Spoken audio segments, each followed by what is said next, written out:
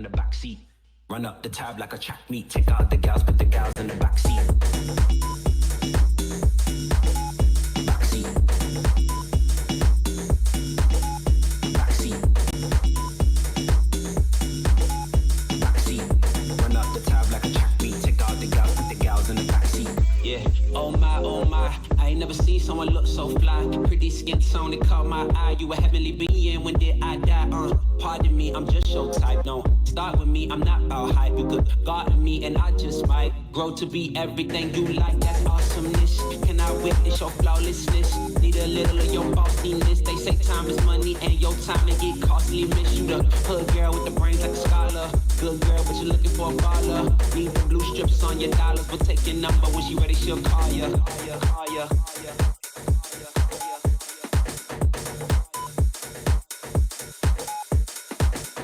Run up the tab like a track meet. Take out the gals, put the gals in the backseat.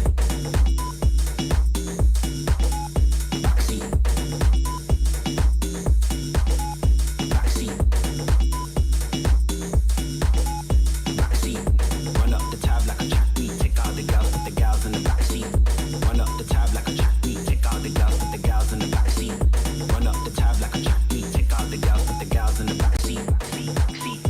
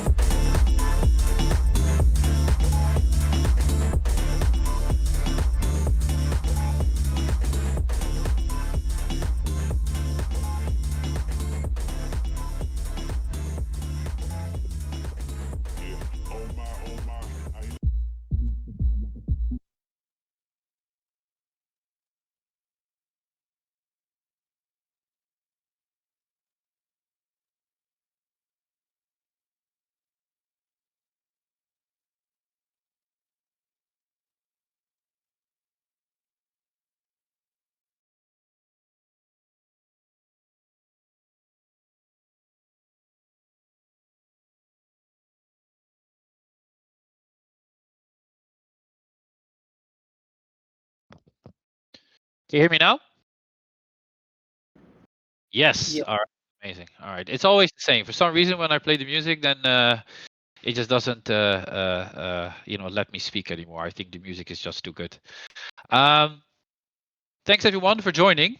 It's actually not our seventh all hands; it's our eighth, all hands. But I would like to welcome you here. I'm so happy to see a lot of, familiar faces, but also some new faces. I think we have a very, very exciting agenda today. I think I can speak for everyone who's going to speak today that we're all very excited to have you guys here. I want to say hi to a couple of people. I see Salar, I see Rudy, I see Chet, I see Doge. Hello Ryan, hello Gate, hello Pagu. I also see Dr. Jose Sanchez. I need you as a speaker, I believe. So it would be great if you could accept our invite to speak. Jose, that would be awesome. I see Cubic Hodler, I see Jeremy. Welcome, you guys. It's awesome to have you here. So this is the agenda for today. We actually have a debut of Marvin, who will actually be presenting Cubic Bay today. So very exciting, to learn more about what they guys have worked on and their marketplace. Later on, we'll also be having, I think, Mr. Rose and also Elish and perhaps also Albert that's speaking about everything that's going on within ecosystem services. I saw that Jotel was adding a quick few notes on all the stuff that happened within CoreTech. I'll be giving you guys a quick update on what's going on the operations and strategy side of things within Core Services. As you can probably see, also Retro has joined us to talk with me a little bit more about the stuff that has been happening within the ambassador program and what's coming up. And then we should also have our clip that will be, chatting about the stuff that's been going on within community management. We're going to have a full, rest of the hour. If you guys have any questions, feel free to drop them here in the chat. But maybe for oversight, what might be more handy is that you drop them in the AMA channel. Let's see, where's the AMA channel? Like if somebody could maybe link the AMA channel here in the chat, then we could also use it as a great source to leave your questions for the for the speakers today. All right, without further ado, I would like to start with our first update of today. Marvin, how's it going? Marvin or Martin? Hi everyone. Yeah, can you hear me? Yes, I can. Okay. Hi everyone. My name is Martin. I'm an artist. And so one little thing before starting the presentation. I want to say that I'm not part of the Cubic Bay team, but I work on various NFT projects, including the Cubes collection. So I've been closely helping the team run tests on the Cubic Bay testnet. And since Pepito, whom is the project leader, couldn't be here today, he asked me to present this information on his behalf. All right? Yeah, very nice. And I also see that Rudy said that you're the artist goat of CFB. Yeah, yeah, I do that too. Nice. Nice to meet Well, you. Nice to meet you, by the way. Okay. It's awesome to have you here, and kick it off, man. It's all yours. Okay. All right. Can you change the slide? The next one. All right. Okay. So let's talk about Cubic Bay and what the team is trying to achieve with this project. Cubic Bay aims to bring NFTs to the Cubic chain by providing users with an autonomous and decentralized tool that will create a whole new economy and make the ecosystem more engaging and attract new communities and resources.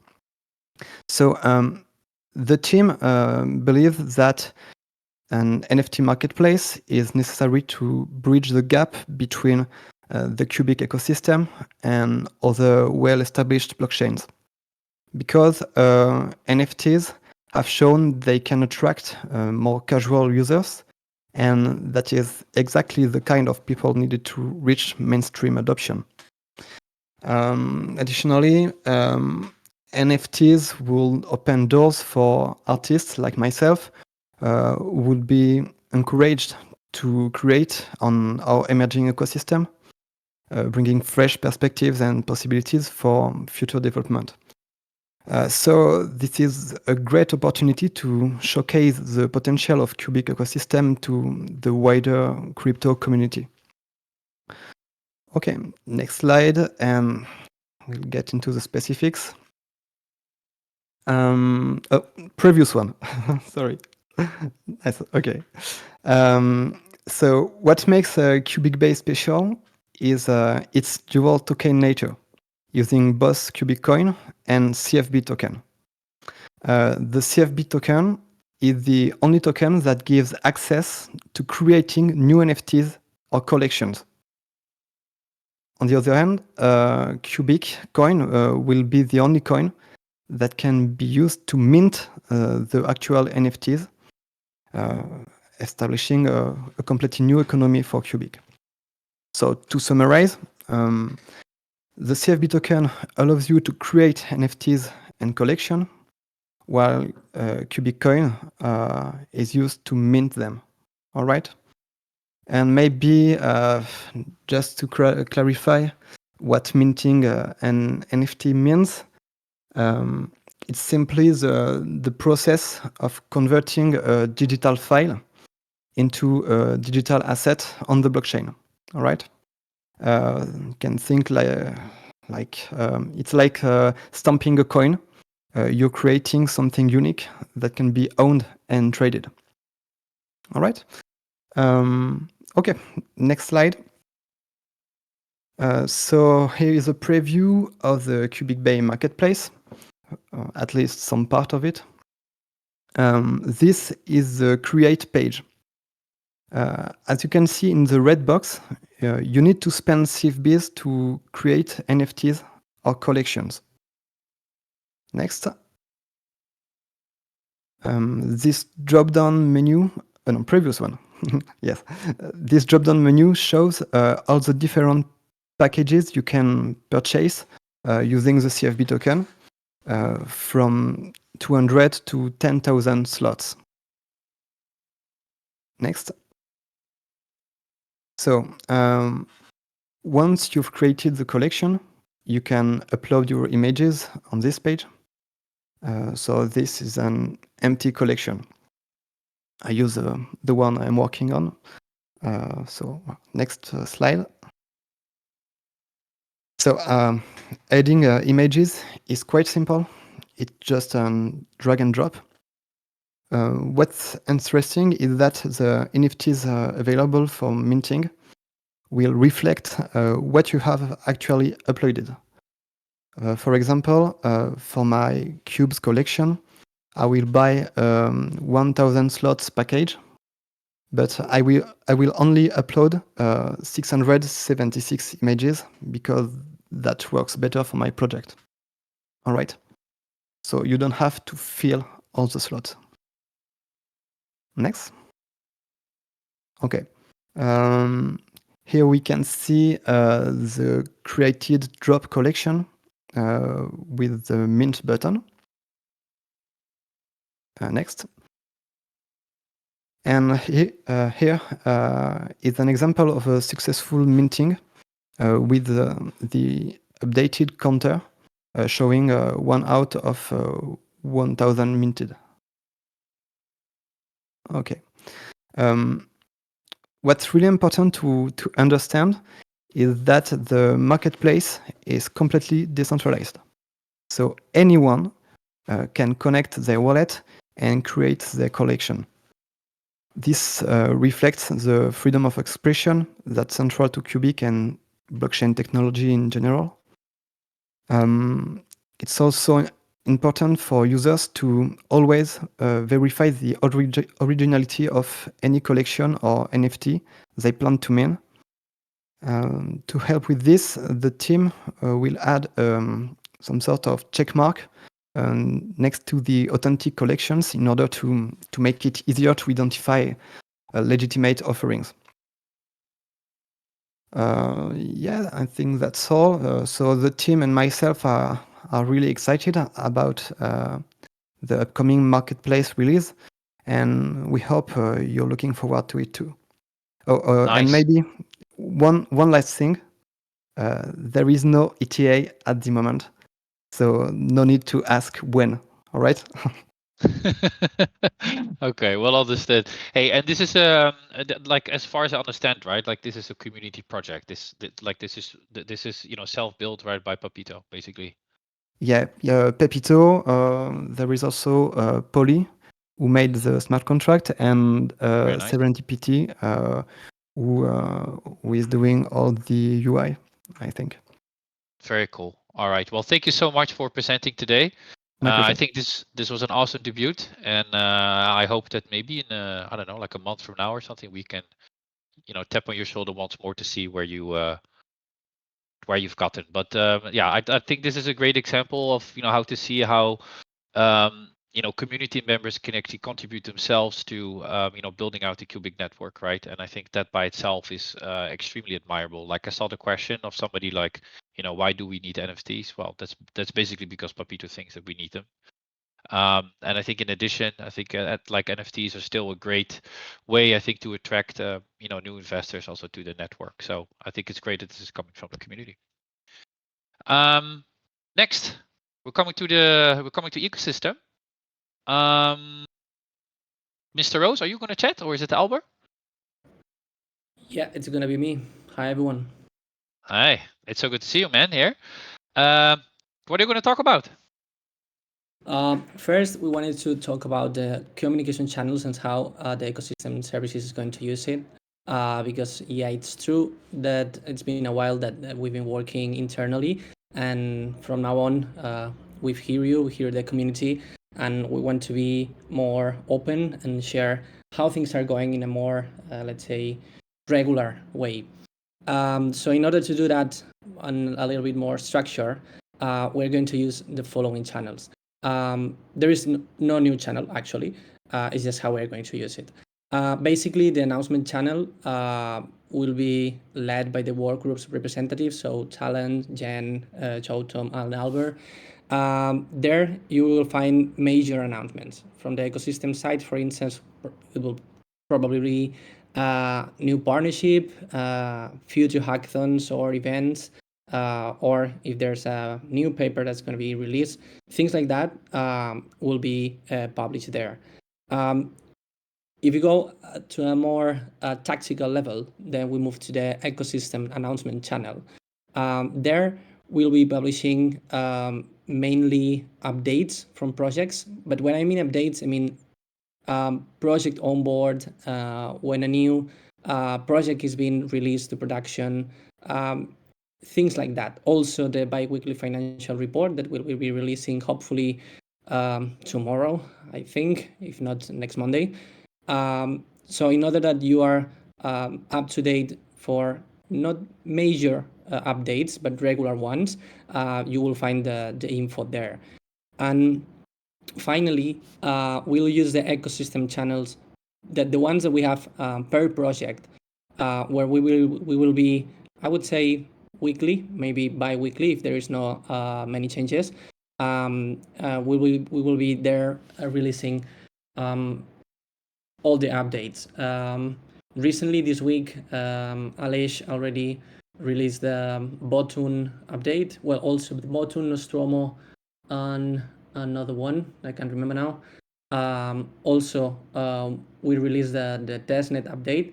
So yeah, the participants will be specifically Aleix and Sigurd as the product owners from the ecosystem services team, and also all the developers. So all the owners of the project will be updating you there. What else? The community all hands will be participating also to update you. This is an example of the changes that we wanted to communicate with you, and you'll hear about us in X or other social networks via marketing. So there, Jen and her team will help us to update a broader community. Yeah, that's all from the communication channel side. I don't know if Aleix joined. If not, I'm going to. Yeah, I'll cover him. Now I want you to update how is grants and incubation going. As you know, we were a little bit stuck for different reasons with the three major projects that we have now, which is Nostromo, Botun, and QSwap, basically the Cubic Uniswap. And we have something to do. We want to update to you. On the Nostromo side, we finally managed to find C++ developer who's going to help us develop the smart contract that was pending to do from our side, from Cubic side. And here are the releasing dates. So we are very confident that by June 25, we will be pushing to mainnet. So hopefully by I would say by mid first week or the second week of July, the whole project will be launched on mainnet. Regarding Bottom, same thing. I want to. I do want also to. I do want also to thank the core team, core tech team, who's helping us. Thank you very much for your support, because we are working jointly with core team and the Bottom team to develop what's left. Things are going quite good. I'm not sure which are the release dates. I need to check internally with Aleix, but I see there's a lot of internal activity, and core tech is helping us. So thanks for that.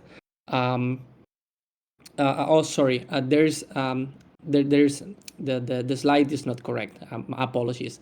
The critical piece, what you see in QSwap, should be under bottoms. So bottom is the one that's a critical piece pending to develop, and we are working with the core tech. Sorry for that. And now going to QSwap. QSwap is already on testnet. Alej pushed it, I think 3 or 4 days ago. It's going to be there for a couple of weeks, so we encourage you, all the community to use it and test it and send us feedback. Because after these 2 weeks, we'll be auditing the smart contract too, just for an extra security layer. And I stop here. I hand over, I think it's to. Oh, sorry. What is our professor? Did he left? Yeah, I just no, I see him here. Wait, let me just invite him again. Okay. Yeah, I can see him. Not sure if it's working though. Let's see. Ah, there he is, or not. Now, I think he's trying to join through the phone. Maybe he has some connectivity issues. Yeah, I think so too. Yeah, let's wait.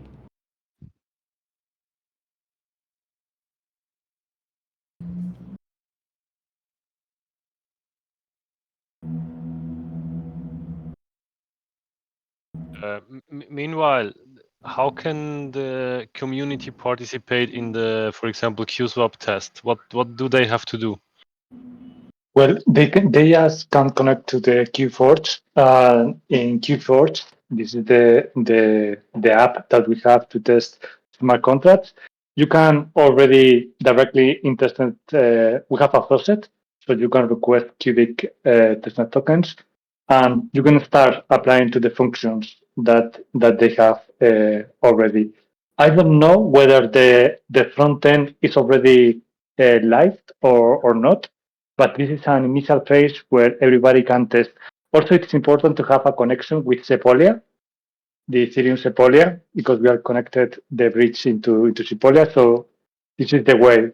So if you find an error, if you find anything, let us know. Also, you will be prepared once the smart contract and the bridge is in mainnet. You will know how it works. So it's an advantage for you. Is there a channel, or let's say a documentation, how to start or where to place the questions? Yes, it's in the. Let me see where is it, because it's in the Discord.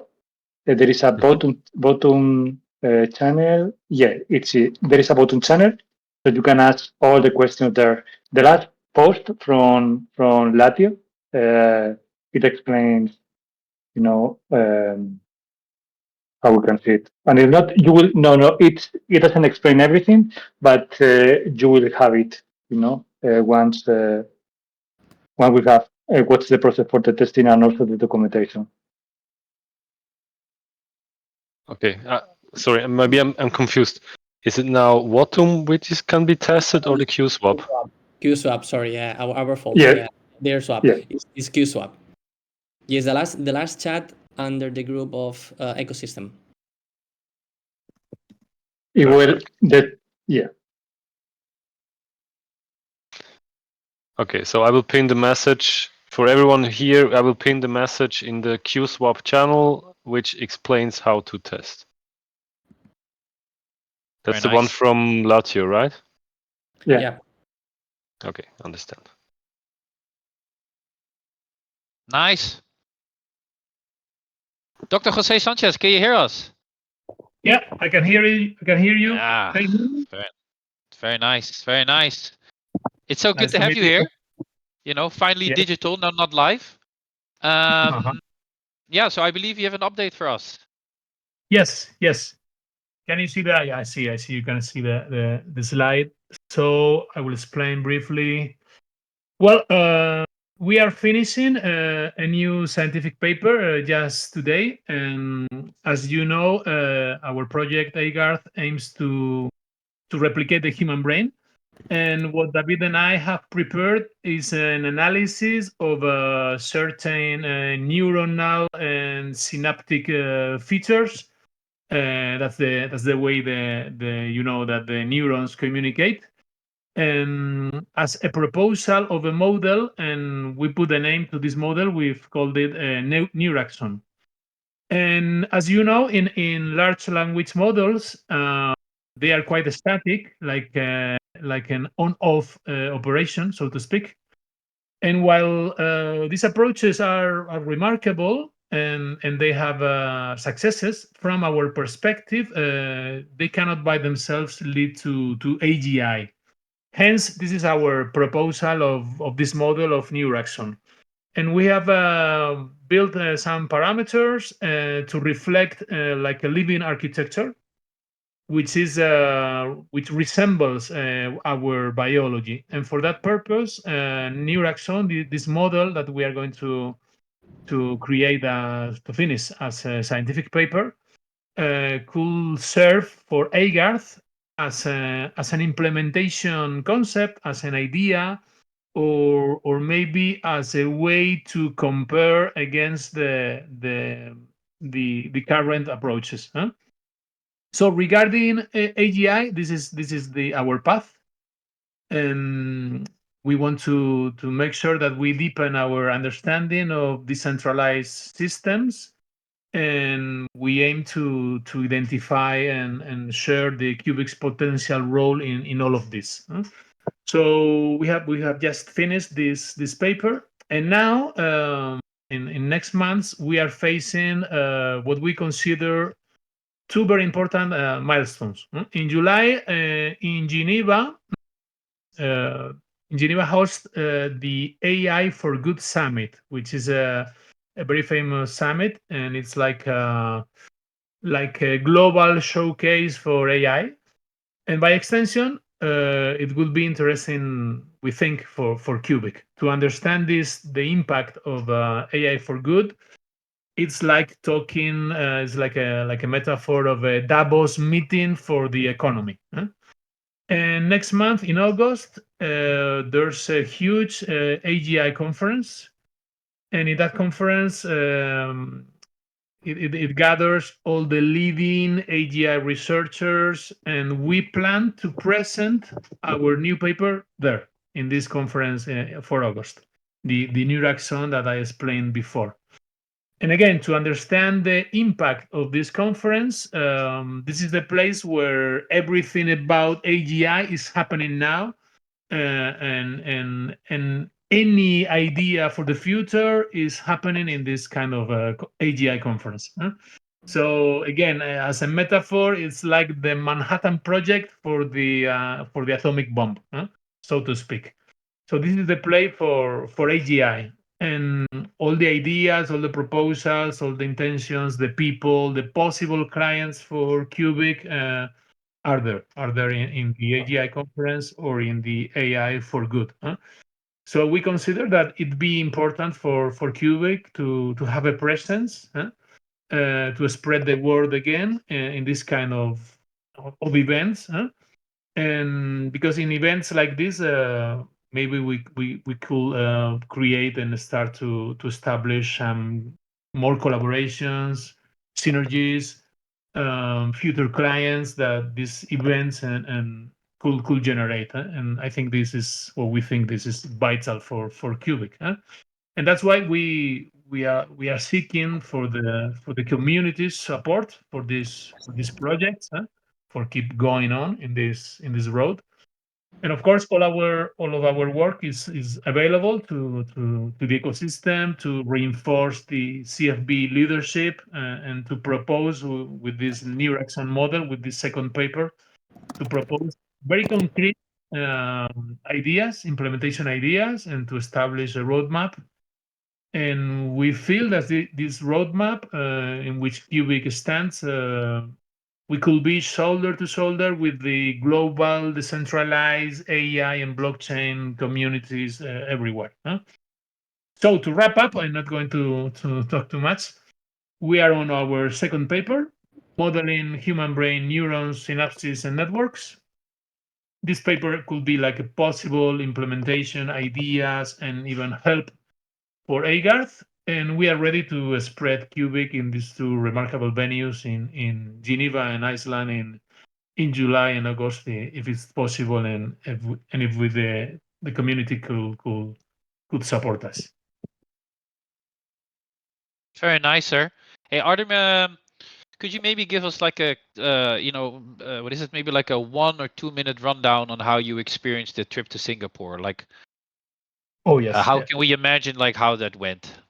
I Mhm. believe that there's like a very nice blog coming out also, but maybe you can, just share your insights. Well, it was astonishing because there were 10,000 people, and almost 8,000 researchers were from Asia, which is like quite shocking. And there were many projects regarding AI with any subject, any item that you could imagine. And interestingly, there were not many AGI projects at all, but the most important keynotes in the conference, these are the ones who start every single day, they were related with AGI. So there were two Chinese AGI keynotes from Chinese full professors, and another one from US. So we think that this is going to be the trend, looking for AGI, and we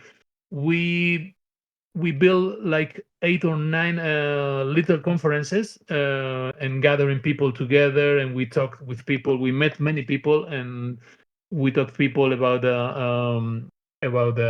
AGARTH, about Cubic, about blockchain decentralized, about D-Science. So we were starting many collaborations and get people to know this proposal. And maybe you will understand with one example. Even the Princeton full professor for AI, she was worried because even in Princeton University, they didn't have enough GPU power for their performances, for the data, and for the projects. So imagine the impact that Cubic could offer to universities, institutions, scientific places, for using the network and the blockchain and the decentralized. So it's a long road because we have to talk to many people. We need to offer some very valuable and remarkable things, not only ideas. But it was wonderful. It was exhausting too, but it's like being in the future, attending this kind of conferences. So it was a pleasure to spread the work for Cubic there. Awesome, and so great to hear that we stand out, right, in our own way. That's really amazing. And I also thought that you and I believe David Ivankos, right, you guys were the most requested members to have a meeting with, or what was the leadership board? Yes, because in each conference you have like an app for the cell phone, and then in the app you can upload photos, you can upload papers, you can share ideas. So our goal before reaching Singapore was to be the leaders of the community. So we we were wondering how could everybody know us and know our project. So let's be all all day with the cell phone, doing things for the community, and get Cubic better known for more people. That was our idea, and we got it. We got it, the first and second place of this app for the Nice. conference. Nice. All right, that's so cool. Thank you so much, Jose, for joining us today. I think if folks who have any questions, then they will probably ask them at the end. That's also my question to the rest of the community. If you have any questions, feel free to drop them in the AMA channel. This is where we can actually collect also the questions, because what happens, I see that the chat is very busy, right? So your questions might move up and also get forgotten a bit. So if you leave them in the AMA channel, then I can make sure that we won't leave anyone behind. Thank you so much, Jose. I will move on to the next one. We move from Jose to Jotom. How are you, Jotom? Fine, thanks. Hello, everybody. Yeah, as usual, I keep it short on the all hands. You guys know that you can always find the full list what we are working on GitHub. So I just pick up some highlights from the last weeks. I'm gonna start with the Monero XMR POC, which we wanted to go online this week. It was moved 1 week because in the ultimate testing phase, we found out that the efficiency how the XMR shares are delivered to the upstream pool were not enough. So we changed this, gave the pool operators and the computer operators 1 more week to adapt, and we'll start with the revenue calculation next week. So that's the most asked question from the community. We will start hopefully, if nothing changes drastically, next week. One of the nicest features I have seen in the changelog for the last weeks is the burning of assets, tokens. This means that it enables new possibilities. So, for example, if anybody wants to launch a token, a coin on Cubic, they can do so. They can define a like how many of them they want to issue.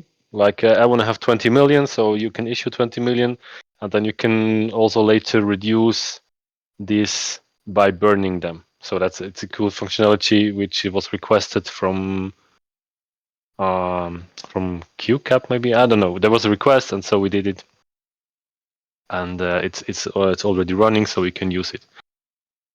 What the integration team has built was the RPC 2.0 production infrastructure. This is right now deployed. This will allow to query much more information from the Cubic network in an easier way than today. It will allow you to, or let's say the developers or the tool developers or the dashboard developers can now easier query information about the Cubic network.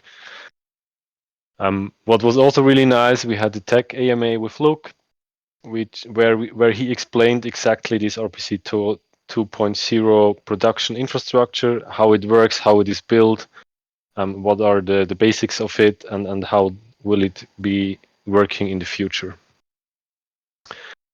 We did something for better decentralization of the Cubic core network.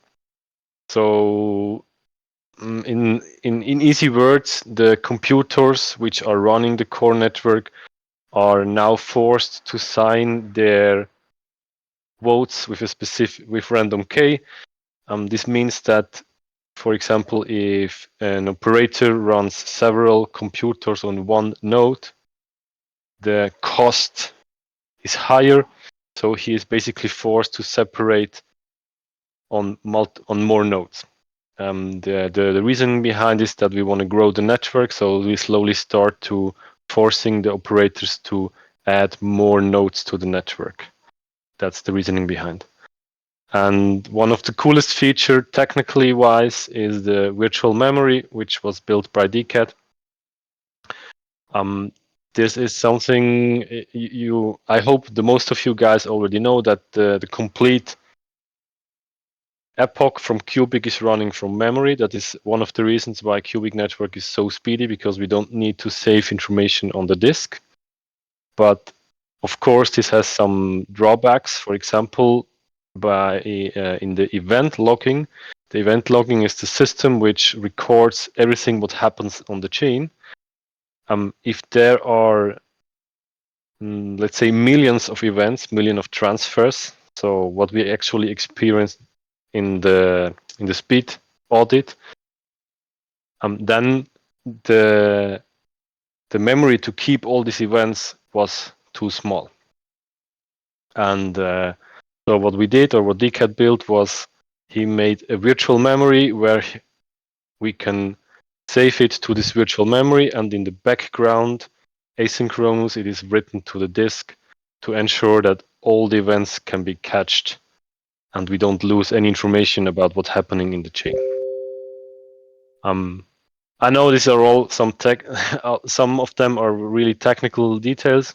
I'm happy, or we are happy to also answer how this technically really works. So if you have some of these questions, don't feel ashamed. Just come to any channel and ask, hey guys, how is this working? How do we do this or whatever? If you are a techie, if you are a developer, you will find everything open sourced on GitHub. Feel free to go there and look into what was made. Yeah, for the next week, I already said is the big goal that we go live with the Mono XMR POC. And we had one important information. We had a embargo on the mining or the AI training algorithm change. For those which are longer with us, know that Cubic traditionally changes its mining algorithm every 3 months, 4 months, something like this. Because now we are going live with the Monero XMR, we left this embargo of changing the mining algorithm and we'll start with these cycles again. This will hopefully also help the development of HCI because we can now adjust the algorithm to our needs, or let's say to the needs for iGuard. And yeah, we discussed that most probably we're gonna go into a 2, maybe 3 month cycle of changing the mining algorithms. So will be exciting time ahead of us to go into this already known changing of mining algorithm in the future, which we have left the last few months. That's from my side for the moment. Thank you very much. Thank you so much, Jotom. And indeed, also highly recommend to join, the tech AMAs that, Jotom and his team are organizing. I think last week we had Luke, who was actually talking about the RPC, which I think he did amazingly well. And I hope that also Jotom and the rest of the team will continue to organize these, these tech AMAs. I think it's really cool to see like a technical deep dive on what the guys are building. I believe that we're trying to get Latio to speak. Previously, Aleš. Hey, yeah, do you hear me, guys? Yes, we can hear you. Very good. Yeah, I just wanted to give a quick update to incubation. Sorry for the delay. I had some issues with my computer. Yeah, basically, with Botum, they are on their own testnet that we provide for them, and they're testing the contract. They are still trying to figure out some things from the smart contract with the order ID. I think the test notes are helping all the teams to go faster, so thanks, Cortec, for that. And yeah, they're still trying to figure out some critical pieces and having daily checkups with them to see where they're stuck and maybe communicate with other teams. But yeah, they're making good progress and they aim to launch Q2. But as I said, I think we're going to start doing writing updates. I think Mr. Rose announced that. On the channels, you can ask any questions and also the teams are there. So yeah, they are working on it. They aim to launch Q2 and we will try to unblock them, us, Cortec, and all the teams, but it's up to them. And then CoolSwap, the contract is on the testnet. Basically, the testnet is, we are running the testnet with the ecosystem server, but Cortec is giving us all the help. Kavak is being super useful to deploy new smart contracts, testing things out. And basically, the smart contract, I was testing it. We have a couple of problems getting the information from the pools. I posted the contract on CoolSwap if anyone wants to read it. They're using QX to emit tokens. And basically, our idea is once they fix those stuff, launch them on the testnet 2 weeks so everyone can test them. One learning that we had with CoolSwap is that their proposal doesn't include a front end. So in that case, I will be coding a front end, so a UI, so we can use the app. And future proposals for incubation, we will require teams to be fully independent, to launch their own smart contract and to launch their own front end. But yeah, in the meantime, we know that we are not going to suggest a contract going to IPO without anyone to be able to use it apart from the CLI. So we will figure that out. But yeah, the teams are making progress. Like you can see in each team project, their update that I sent, and any questions, we will try to be posting updates there as things are developing. And yeah, everything is in works. And Nostromo, I think everyone knows that the timelines, and we're working on the requirements. From the Nostromo part, I probably will send a document next week saying everything that we are requesting for the smart contract. So you all know what the smart contract will have, how it will work. Well, we still need to code it and figure out the logic. But we want to involve. We got the feedback from the community to be more transparent and involve everyone in the incubation project, and that's what we're aiming to do. So any feedback on that also will be welcome. Nice. I think your your attendance here was so well that Bitcoin just hit 101K. Thank you so much, Alex. Pleasure. And if anyone has any questions, feel free to DM me. Feel free to use the channels of each project. Again, we want to be as transparent as possible. Thank you, Talent, for organizing it. You're welcome. All right. I think we go from Mexico to Spain. El Clip, are you here? Yeah, I'm here. Can you listen Cool. me? Yes, Yes, That's we great. are. Great. I think you're here to give an update on community management and also what you guys have been working on. Yeah, thank you so much. Thanks, everybody. First of all, I want to say that it's a pleasure and an honor to be here and speaking for the community, and very grateful also for all the community team efforts, which have been a lot. And yeah, I wanted to give some info about what's happening, what's new in the community team. So first thing is that we are like in a more professionalization stage right now. So we are going to start implementing different aspects, like more transparency.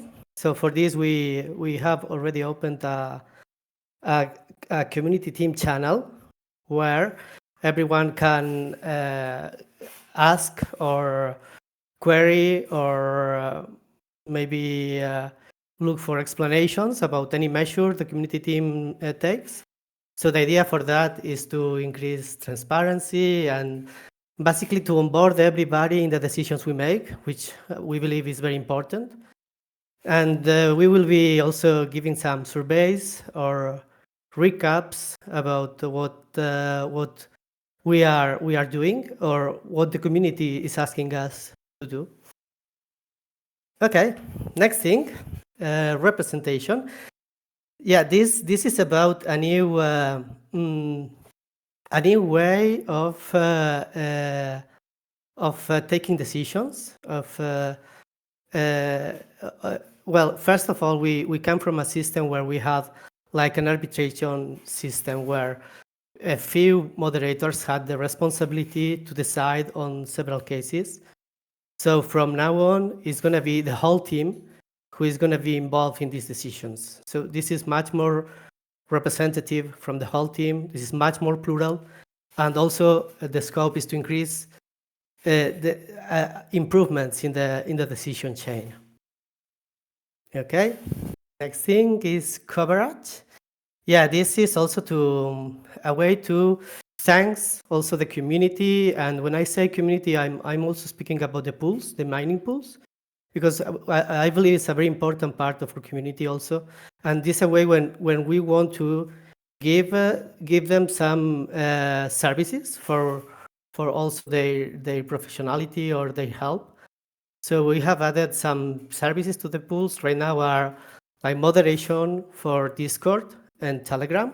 And also we are providing some customizations for their community teams. So, sorry, for the Telegram groups. And we believe that in that way, we amplify our services, and also we will spread our services in a much deeper way. We hope to. So now we should go to the next slide, please. Okay. So that was what we have already implemented. Right now, what's coming is if everything allows, and when I say everything, I mean basically the price action, which is very important for our budget and for our resources. So we will implement more activities. We will return to have activities in Telegram, and we also want to extend these services to the regional communities. Not to all of them, obviously. We will try to, first of all, arrive to the communities which are bigger, which are showing more support also to the project, and then we want to grow this, if it's possible, to other communities, to all of them, basically. So the idea is to fit everybody in a more professional role, also more focused on a tier system to every community team member, to offer to every community team member the access to a tier system where they can improve their performance and they can grow in this community team. Okay, next thing is the reactivity. Yeah, this is very important because we have observed also that sometimes things happen and we don't have the tools to face them. So reactivity, it means that we are changing the approach to our guidelines. So the guidelines are going to be in our favor. So it's going to be a more dynamic approach. This is part of the community quorum. And what means is that the resolution on cases from the community quorum will serve as a reference for future cases. So we will increase our consistency on the way we apply these rules. And we also will adapt faster to new things happening. And just to finish, there is a new point, which is going to be independence. But this is something that still needs to go through the community quorum and it needs to be voted. So I won't speak much about that, but it's going to be important, I think. It's going to consolidate our presence in the community, and I think it's going to be part of these changes and this professionality approach. And that should be it. Last slide is just a big thank you to everybody, to the trust, and hope to serve and help everybody who want to chat. We have this new channel, and we are really waiting for every query to address it. Gracias, Clip, and great job on the what is it? Great job on the update. Here you see, I said great job, and I see also that Chad is also saying great job at the same time. Yeah. Nice. Yeah. Yeah. Sometimes you're connected, you know. It's yeah, we're synced. All right. Moving to some updates, I think within core services, specifically focused on operation and strategy and some of the things that we're working on. We've actually been busy for the last couple of weeks with a few things. We are busy preparing season 3 of the Cubican Ambassador program, something that Retro and myself will talk about a little bit more in a bit. Sorry. Yeah, before this call, I just came out of a meeting with Jotom and Albert and Sally and Bertie and also Jen to basically review the roadmap. Yeah, because also that now all the proposals are approved, it's basically also time to review the roadmap and see how we can actually update it. If there are certain elements that are still relevant, maybe there are certain items that need to be moved up front, or maybe have to move to the back. And these are the conversations that we've actually just started. So I hope that within the upcoming time we will also be able to communicate that with you on the website, or maybe even through like a separate spaces or something like that, at least to make sure that we're fully transparent with some of the decisions that we've made. So within ops, we've also done a bunch of legal stuff. It's a bit boring, I would say, but I think what's important is that when you grow a project, or also that you do proper risk and also compliance management. You have to imagine is that also when Cubic started, like a lot of the initiatives that were running, like for example exchanges or other, relationships that have something to do with Cubic, were actually done right on personal accounts, and now that we have an entity, we're actually moving all of this into institutional sort of accounts, and that means that there are some KYCs that need to happen and all that stuff, and we're in the process of moving that over. So it basically means that Cubic on that foundational side is basically professionalizing. Something else that we're also doing is working on improving the communication. I think that Mr. Rose and also Albert have shared also their intentions and also their plans on how to improve that communication, like from the ecosystem side of things. What I hope to do over the upcoming few time is to tie basically all that communication into one larger sort of communication, also making sure that all that information is accessible, maybe once per month or so that if you're a new investor, that you have access to that information through, one click. And that should include ecosystem, core tech, it could be marketing, it could be any, project that's actually building on Cubic. Because like I believe that we're doing a lot of great things, within the network, but it's just, simply not all that visible. And I think it's a bit in the nature, right, of decentralization. But I think there are some improvements that we can actually make there. Yeah, that's some of the stuff that we've been working on the up stuff. Another very large initiative that we've been working on is the ambassador program. And I won't be chatting about the ambassador program, by myself. I'm also joined by Retro. Hello, Retro. Hello, hello. Hello. Yeah, so this is my second time that I'm actually, doing a call also together with Retro. We've done our first, what is it, like podcast, right, with the KOL, I think last week, and I think it went so extremely well that I never want to let you go now, Retro. So we're basically here to talk about the ambassador program, right? And we would like to talk a little bit about what the ambassador program is, because we have many new joiners I've seen. What we basically have achieved, also some of the learnings, and what we would like to do in the in season 3. So maybe from your perspective, Retro, right? Because you are one of the community leads. You're specifically a community lead for the United States. What is the community ambassador program through your eyes? Like, what does it entail? Right. So I'm not going to go over slides. I'll just give you kind of a general opinion from myself from being in the program for my second season now. There's a lot of misconceptions of what this program is, because most people think it's what they see on X. That's the ambassador program.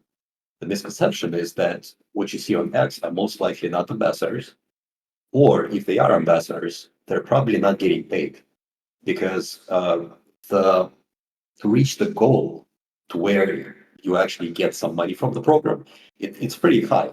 You need to get a certain amount of views, certain amount of likes, and it's really not that easy to get there. So that's one misconception. Second one is we should do a better job in sharing our achievements. Like, for example, I consider the French community being absolutely the best and the example of our ambassador program. It's the true large community. They're doing partnerships with French media. They present at French blockchain weeks. Other communities are doing well as well. The Turkey community is speaking to universities. Nigerian communities are physically creating like large gatherings and explaining Cubic and the technology to the, physically to the people. And in the USA, we're currently already talking with MIT to be able to represent Cubic there, as well as University of Austin. And we're looking to expand the podcasts in the English language so that there are more of them, as people seem to like those.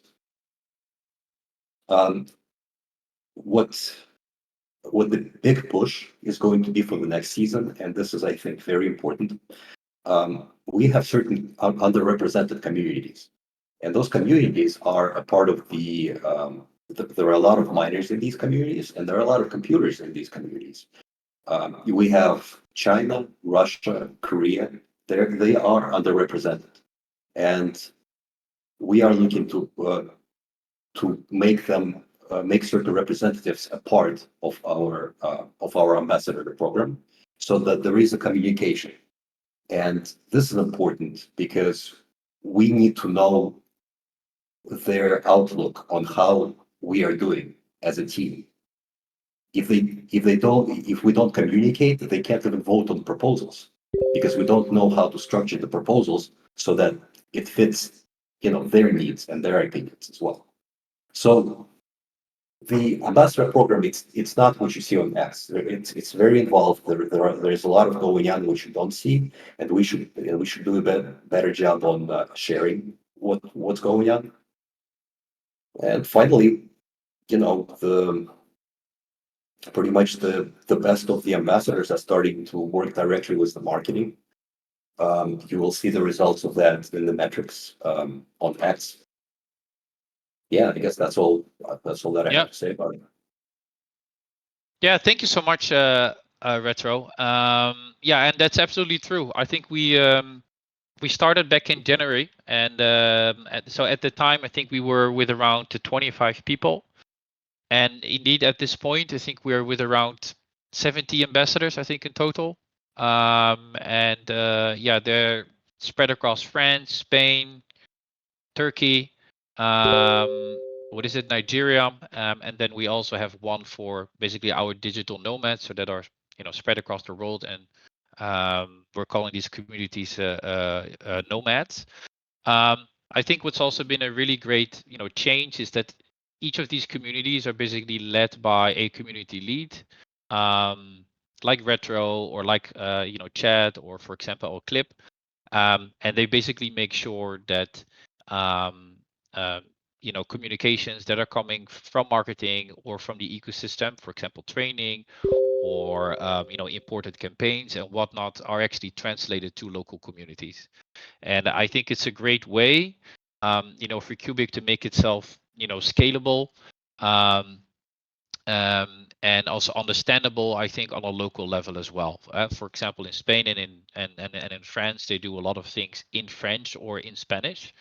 And I think that's very important to attract local investors or local partners, for example.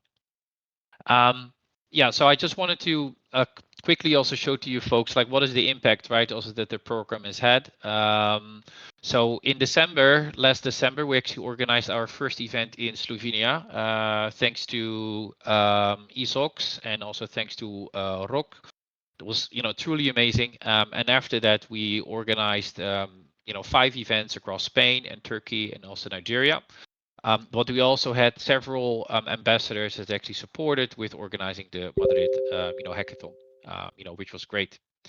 What was even more great, I think, is that also the French community, they actually introduced one of the top 3 winners of the Madrid hackathon. So thanks to all our baguette friends for introducing this amazing team. And it's truly amazing to see the impact that these communities can actually have.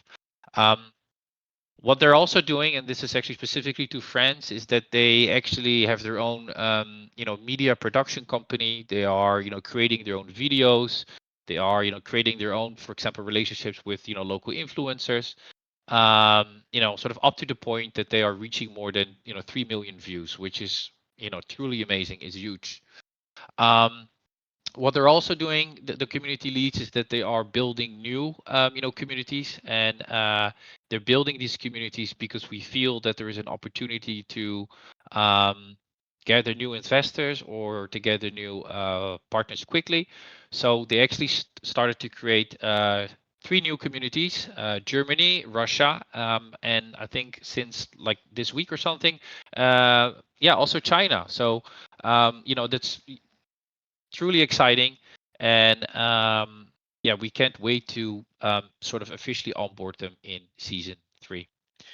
Yeah, so obviously there are some things that we learned, and one of the things that we learned is that the community, it really stands and falls with engagement. So what you often see is that when you start a new community, that we have a lot of people, there's a lot of excitement, but as soon as some of the community members notice that being part of the program also requires work, then there is usually a proportion of people that actually falls off, and I think that's fine.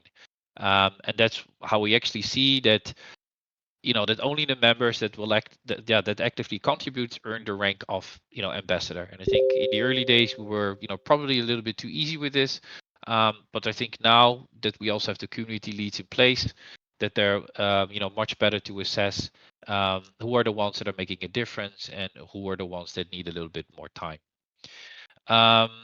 Yeah, so also what else did we learn is that certain target markets like North America and specifically the United States, they need more local marketing, I think, to get Cubic out there. So yeah, you can also clearly see that I think the United States has also struggled a little bit with getting more ambassadors.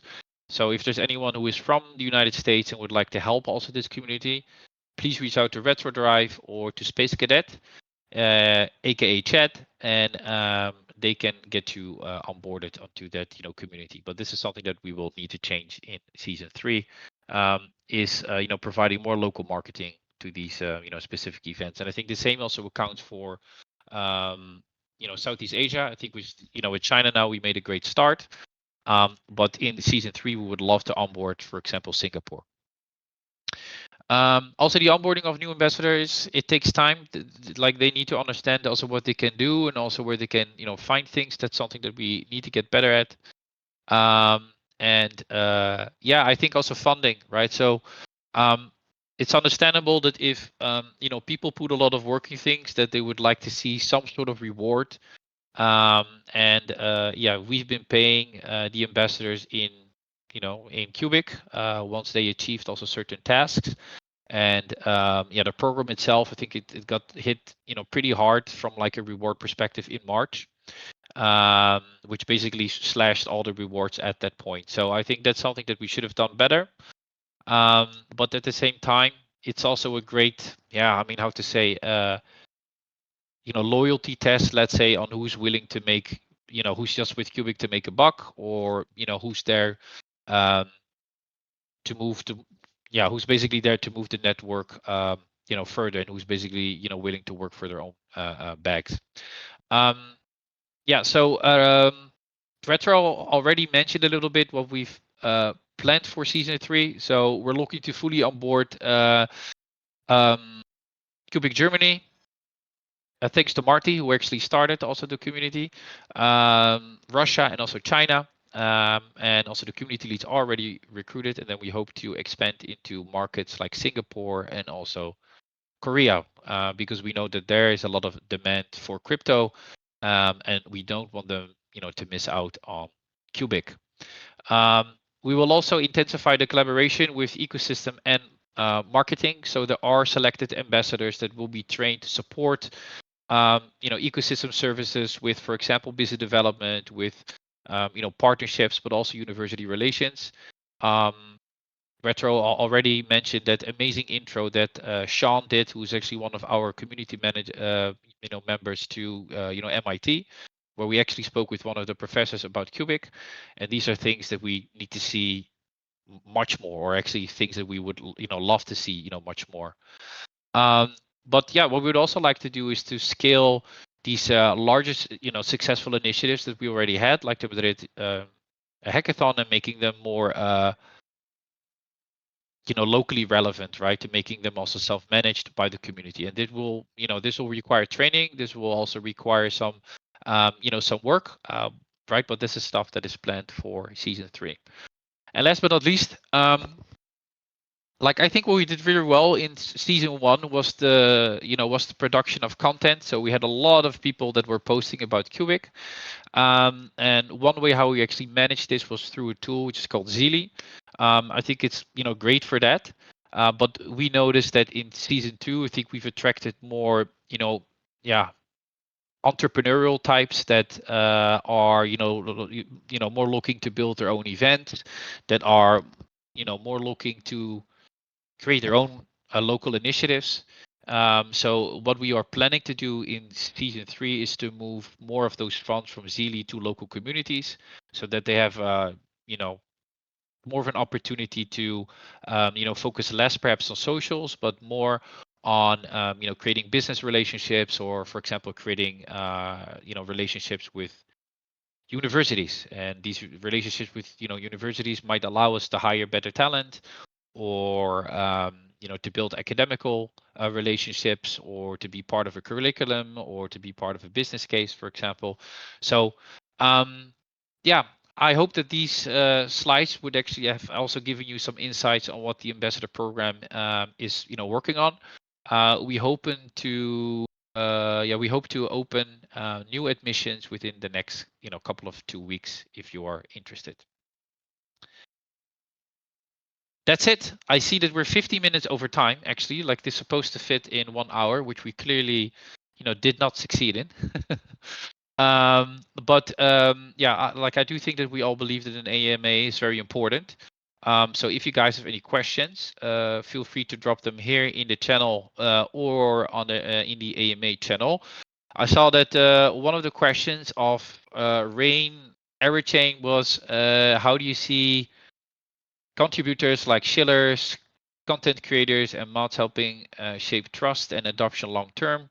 Are there any unique roles or task-based paths in the ambassador program beyond just posting content? So yeah, I hope I just answered that question. But I think the ambassador program is a great way for you to start. I think there was another question. If Jose could tell us a bit more about his experience in Singapore. I think that question has been answered. Tier 1 exchange. Yeah, that's always an interesting question. There are tier 1 exchanges that are planned for this year. They are on the roadmap. But I think it's important to understand that the tier 1 exchange is not always in our hands, right? It depends a lot about the cubic price. If the cubic price is high, if we have a lot of volume, it's relatively easy for us to get listed. But if the price is low, if we don't have enough volume, there are very little tier 1 exchanges that want to list us. And if they do want to list us, we need a lot of money. Did I answer this question well, Albert, or is there anything that you might want to add? Perfect. Yeah, I just want to add on top of what you said that the work is already done about T1 exchanges. We have talked with everyone. We have direct connection with them, and we know what they're looking for. In one hub, we have exchanges that they are willing to list us for free. But as you said, we need more volume. We need a better price action. And on the other hand, we have another exchanges that it's extremely expensive right now, and I think the effect it's not going to be very good. So it's something that we have done the work during the last month. So we just need to have a better price action on volume. Indeed. Moving the mic to you, Jotom. Can Jotom say anything about network quality? Why is it down? Because somebody is tired about writing about the cubic network. So what's up with the network quality? I think that's the question for you, Jotom. I would say let them writing. No, yeah, to be well, let's start. Basically, the responsibility of network quality is on the computers. So they are the ones which are running the network and operating the network. What we can do from the technology side is that we help to analyze. We collect data from the nodes. We can analyze the data and see where could be the reason why, for example, nodes are not connected well or do not receive the votes in time or something like this. What we see right now with the network getting stuck is more likely due to the computers which are maybe trying new stuff. Maybe they are preparing for the Xamer, the Monero stuff from next week. So they're trying to deploy some optimizations or something like this. So that's what I guess, at least. So yeah, or summarized, it's basically it could be that this is the price we have to pay for decentralization, because we as a core technology, we cannot control how they operate their nodes, and because all the Cubic core software is open source, so everybody can modify the parameters. They can even add additional functionality or remove something. And what is preventing the operators to do bad things is basically the revenue algorithm. I don't know what is the current average revenue, but it should basically reflect the network quality. Give me a second. I can check what is the current average.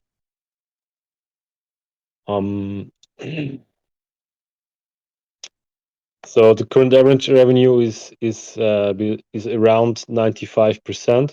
So, and what we normally see is that it is almost 100, means that a lot of computers will, if it stays like it is now, will lose of revenue. What normally should lead into that they will also lose their place in the computers list and will be replaced by others which hopefully do a better job.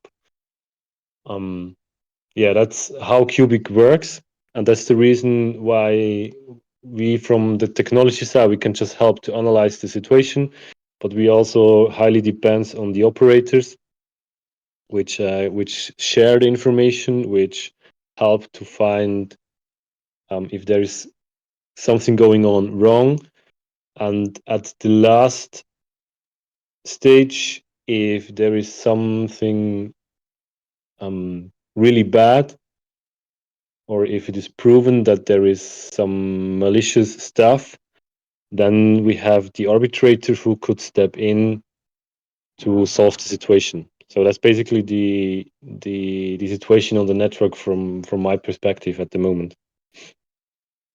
Yeah, thank you so much. Albert, there was a question from Rock, who was asking, what are all the expected IPOs in Q2? Well, we have Bottom, we have Nostromo, and we have QSAP. So we have three. So maybe Cubic, but they don't have. They already said that. Sorry, the Cubic NFT project. They do not have a tentative date, so maybe it's going to be for Q3. But at least we expect to deliver three IPO. Okay, at least 3 is what you're saying. Yeah. All right, that sounds Just good. a note on this, like that's what we expect, but it depends on the teams that they like meet all the requirements to go. And that's why we also have the testnet procedure for 2 weeks to gather all the feedback. And again, we want the projects to succeed. They're aiming to, but again, it's on the teams to deliver. We will be fully transparent where they are. And yeah, it could be Q2, like that's what all the teams are aiming for. But again, I just want to very clarify that that's on the teams, and we will have the teams to go achieve that. But that's on the teams. I think that's the problem on the roadmap. That sometimes there are things on the roadmap that it's not that we can only execute, that like the exchanges, we also need other ones to also get in there. But yeah. Thank you so much. Let me see if there were any other questions. Let's take the last 7 minutes. Some questions have already been answered. Did someone ask about tick quality? Yeah, I think that one was just answered. Blood Dream, if you have any other questions, let me know. Albert, is there any news about the US tier 2 that was already, paid for? Well, we paid, but we have the refund of the money. So it was just a small amount that they didn't pay back, and they are integrating the Cubic into them. But we have lost faith of this exchange because it's taking so long. So you can imagine that they should have finished by December, and we are still waiting. So yeah, with some exchanges, it's very hard to work. But however, they told us the last time that it should be ready by May. So we will put a lot of pressure on them to meet the deadline that they say. Yeah. Okay. All right. Good. Two more questions. I think one from Crypto Radar. He's asking, why does the tick quality goes down every Wednesday? Totom. Not sure if that's true actually, but The question is why ticket quality goes down every Wednesday. yeah. It's actually not the case. Yeah, exactly. But maybe he means but- like, so maybe he's talking about the fork. Yeah. The reason is just math. If you have very very easy example, if you have 100 ticks and you see like a few failed, then the percentage is much higher than if you see 1,000 ticks and a few failed. So because every Wednesday the calculation starts from scratch, from the beginning, that's the math reason why it starts lower than it was before the epoch change. Yeah. So maybe we could ask the Explorer team to just change it to a higher period. So let's not cutting on epoch change maybe, because it's basically not correct, to be honest. Yes. Sounds good. Is there is there an ETA for change spec? Is the question from Retro.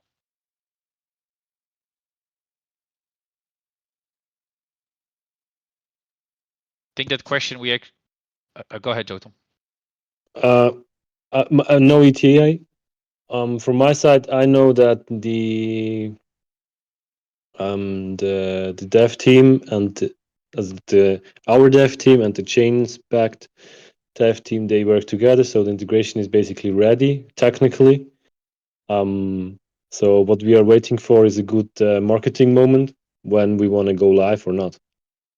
I think that's what we are on at the moment. Thank you. Clear. Num is asking a question. Is it not possible to start a fundraising for a tier 1 listing? Yes, that is absolutely possible. We've done fundraisings actually before, for listings, but I think also going back to what Albert, also mentioned before, from our perspective, we don't think it makes a lot of sense now actually to list on a tier 1, also because we're not fulfilling all the criteria, right, in terms of volume, I think in terms of the price and the market cap, for example, that we currently have. But at least from this team perspective, if we believe that the time is there, then we will do it. We have all the connections with all the major players that or maybe the apps that you've downloaded on your phone. We're all in conversations with them.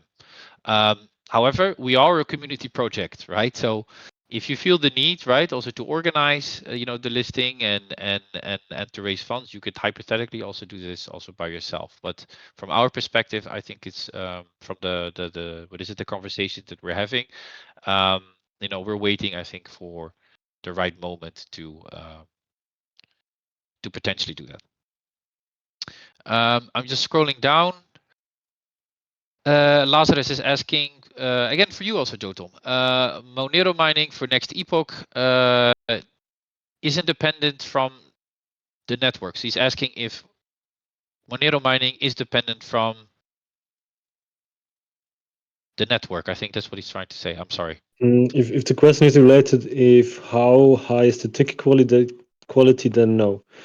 It's basically Cubic is used as a communication layer, and the ticket quality doesn't say anything about if the network is online or not. So it's not about availability of the network. So we hear that already in the past, that people try to say, okay, the ticket quality is 60%, means the network has only 60% availability. That's not true, actually. So these are two different things. Means the network is online all the time. So I think we had no downtime in the last few weeks or months, except the updates on Wednesday, of course. That means that no, the Xamer POC is not affected by a low ticket quality, for example. It's on another layer. Yep, clear. All right. See a question from Cubic Maxi who's asking, is there any search for a team to do the QSwap UI? Yeah, Talent, I will jump on that one to cover you. Basically, for the testnet, I will be doing the QSwap UI like MS Vault, but like right now we cannot get the pulled information. So I don't know if this will have any impact to change. They need to modify the smart contract. So until the smart contract is not fully 100% ready, a UI cannot be built. Or if you build an UI, then you will really need to remake it because those things need to be checked out. So in the meantime, I will be coding it. It will be fully usable. And if we feel that that's not enough or that I need help, we will get a supplier from the ecosystem team services budget to do the QSwap, or we'll talk with them. But right now, our core focus is let's have a fully usable contract, fully tested, have it on the testnet so everyone can play with it. And then I will build a UI so you can, like, our ideas for the testnet procedure, that when a contract goes in the testnet for 2 weeks, all of you can test it also through their app, or the app that I built for this case for QSwap, and you can tell us everything that you don't like. So before going to IPO, we have tested the full smart contract, we have gone full testing, and you have been able to play. And in the testnet, you'll have Cubic testnet tokens. It's like mainnet, but it's the place for you to play, gather feedback, and don't have any surprises later on. All right, great. Thank you so much. All right, I will take the 3 more questions, if that's okay. And then we're going to end the stream. But obviously, if you have any more questions, you can leave them in the chat in AMA, and I'm pretty sure that all the speakers today will take the time to answer your questions over the chat. All right, let's see. Is MetaMask already working with Cubic? I was able to use it, but I haven't seen any announcement. Yes, I want to jump in here. So we will make an announcement soon. We have 2 MetaMask snaps, one done by MonoApe and another done by Artec. We are writing like the differences, and we plan to give an announcement on these both MetaMask snaps. So yeah, you can see that they're working. We just need to announce some things that we just need to throw an announcement. So just give us a few days, and we also plan to create maybe channels for each one of the MetaMask snaps. But we have 2 versions, and both of them they're working. Nice. All right. It's a question from Jort, and I think maybe this is a question that you have to answer also, Alesh or Elber. Is if there are any life signs in regards to Anna, and maybe I will also attach the other question to it. When do we get a trailer from iGarth? I think this is a question for CFP. better than us. So what I saw is that there were many work in the iGAR team, So, well, I don't know exactly, but I hope that it's going to be very soon. What I can see is that I see a lot of activity. That's the only thing that I know. Yeah. All right. Moving on to the next question. Any news on MLM? I actually asked PJ to present also today, and I don't want to, speak in front of his turn because he's very good, I think, in also presenting all the stuff that's happening on MLM. But I think what he mentioned is that there haven't been, major updates, and I think in 2 weeks when we're going to do our next all hands, I will ask him, again, if you would like to present on anything that is going on within MLM, but also. QCAP, for example, right? So he can also talk about that. So I hope that's okay. But otherwise, it might make sense just to send him a quick ping. All right. Last question from Num Num. You have an awesome, handle. Albert, I think this one is for you. What volume and market cap are the requirements from big exchanges, right? So what are the metrics that we are looking for? That we can confidently say, okay, we're going to list with this tier 1 exchange. Okay, for the T1 exchanges that we want to be there, I mean, this is the one that they have organic volume, and also they list us for free. We should have at least around 20 million volume per day USD, and a market cap that is between 1 billion and 5 billion. 5 billion, ideally. This is the range that we have, but also there is subjective things such as metrics, for instance. We have QX, and we have total value lock.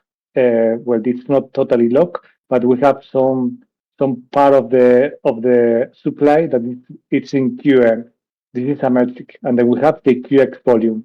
This is also another metric that is important. That's why we are bringing Ethereum liquidity, Arbitrum liquidity. We want to integrate it because we want to increase the liquidity.